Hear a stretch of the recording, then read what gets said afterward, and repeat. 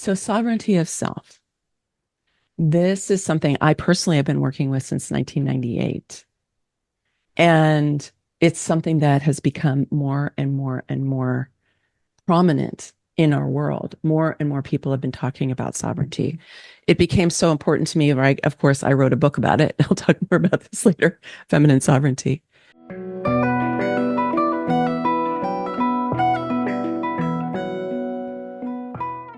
And so, sovereignty of self, but this is not the sovereignty of individualism. This is a sovereignty that also recognizes that we are part of communities.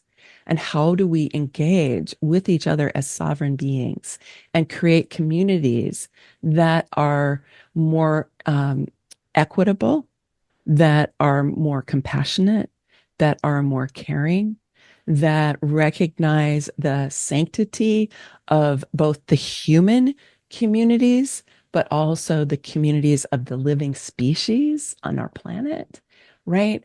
The animal kingdom, the plant kingdom, the forests, the oceans, the swimming ones and the winged ones and the slithering ones, right?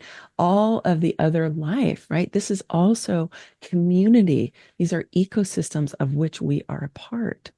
So, how do we understand our sanctity of community, ourselves as sovereign, but in this kind of recognition of our wholeness with our whole world?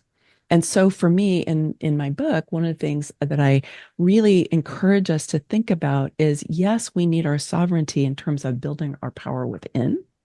But we also are looking at how are we relating with each other from a new understanding of who we are as sovereign beings, and recognizing that when we do evolve into this really sovereign state, we kind of naturally look at how do we care for our world, that this is our stewardship. All of the best sovereigns have always been stewards as well as guides, right? And rulers.